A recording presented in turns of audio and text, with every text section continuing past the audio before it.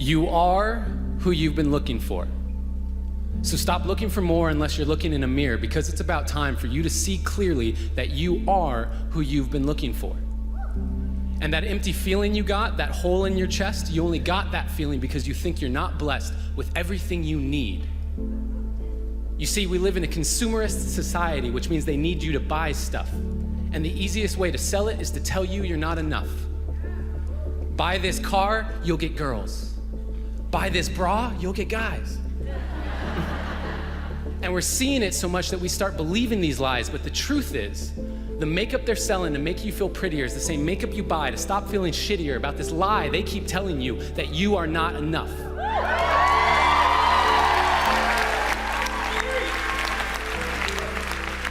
And what about the movies we watch, all the shows on TV? The more I watch, the more I see I need you to complete me. And yes, love is the answer, love is the key, but if you can't love yourself, how can you ever love me? And loving yourself, what does that even mean? Like massages and selfies and that sort of thing? Because the more I think about it, the more it feels weird. I've always been taught that self-love was something to be feared. I'm supposed to love myself, but how do I even do that? Well, I got a trick that I picked up from a friend who noticed that I was quick to defend her when she would say something negative about herself.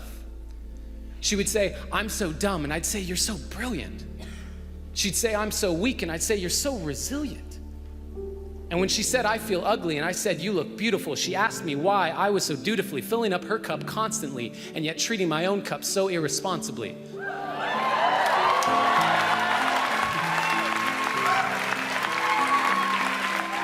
Because when I looked in the mirror, my voice was quite clear. You're ugly, you're too thin, your hairline's receding, you got a pimple on your chin. And that was when she gave me a piece of advice that changed my life. She gave me a hug. And she said, treat yourself like someone you loved. Treat yourself like someone you loved. Now, I had been standing, but I needed to be sitting because I couldn't believe that I had been letting myself keep forgetting that I was who I'd been looking for. And deep in my core, I knew it was time to stop looking for more until I could look through all my fear and look into a mirror and see clearly that the man looking back at me was the only one who can make me happy, and I am already enough.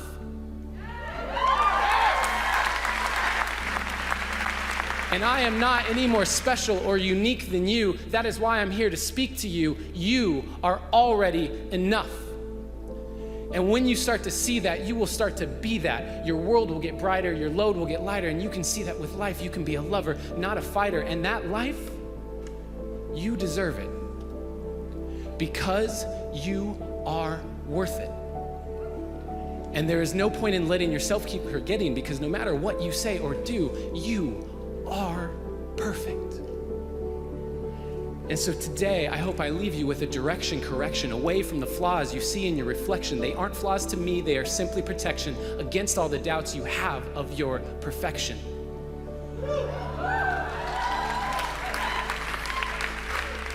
So start today. Take a good, long look in the mirror and say, I am who I've been looking for.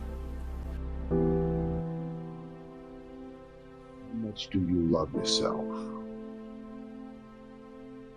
Because if you understand the value of self-love,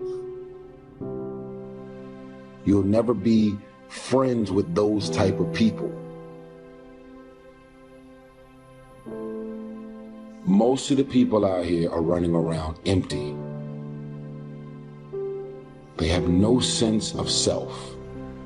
No sense of self-love. When I say self-love, it has nothing to do with celebrity, money, materialistic things, and all of the things that your negative mind could probably go to. It has nothing to do with self-love. It has nothing to do with looks. Nothing to do with cars and any of the superficial things that one would assume that could make you love yourself even more. It's a matter of knowing your value. It's a matter of you saying, I don't have to be around these people in these type of environments and situations in order for me to finally see the value in myself. I love me independent of you loving me. I believe in me I know my self-worth. I am here, and I have a purpose. There is no value in having wisdom, knowledge, insight, spirituality, love. Every day, I am a work in progress.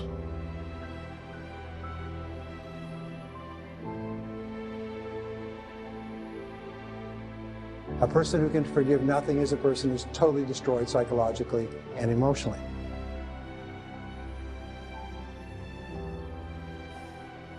Forgive your parents.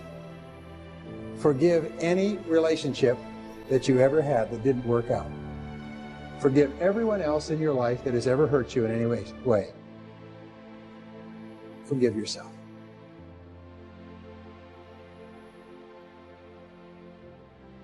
Forgiveness is giving up the hope that the past could be any different. I think for myself, and I know many of you, you think forgiving means accepting what has happened to you. Well, it is accepting that it has happened to you. Not accepting that it was okay for it to happen. It is accepting that it has happened, and now what do I do about it? Forgiving is giving up the hope, not holding on, hoping, wishing that it could have been any other way than it actually was. Giving up the hope that the past could be any different. And when I got that, I think it took me to the next level of being a better person, because I don't hold grudges for anything or any situation, and neither should you. It's letting go so that the past does not hold you prisoner, does not hold you hostage.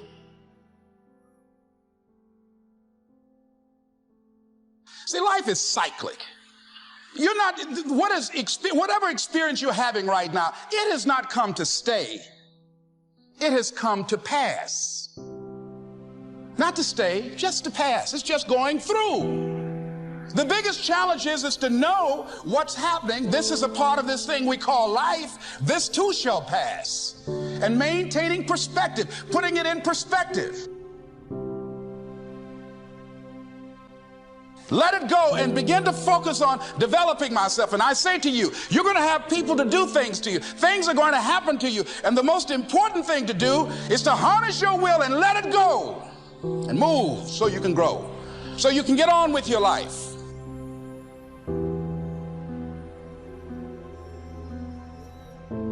It doesn't matter about what happens to you. What matters is, what are you going to do about it? What are you going to do now, Les? But if you want to begin to move into your own personal greatness, if you want to begin to really enjoy a happy, successful, healthy life, you've got to be willing to go against the tide. You've got to be willing to harness your will. So as you're in the process of reinventing your life, write a description of the kind of person that you want to be. What are the things that you must overcome? What qualities about your personality you know that you're going to have to change, because those particular characteristics are liabilities to you? What are your assets? What are your strong points? Look at and evaluating yourself to make that determination. Other thing is that in order to get out of a rut, we need some coaching. Find some trusted critics. People that you know care about you and love you. There's some things that keeps us from growing and getting out of ruts. Number one, we identify with feedback. We take it personal when someone wants to give us some feedback on where we are falling short and tell us about our blind spots. We want to have everything being positive about us. We're not perfect. It hurts. I have a friend who's a trusted critic. I don't like him, but I love him. He doesn't tell me the things I want to hear. He tells me what I need to hear so I can grow. It hurts. It hurts when he put me on the hot seat. I can't stand it. But that's the only way that I can grow. And I'm glad that he loves me enough to risk our friendship to tell me what I need to hear, not what I want to hear.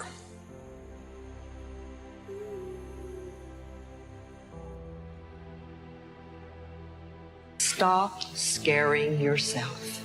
How often do you terrorize yourself with your own thoughts?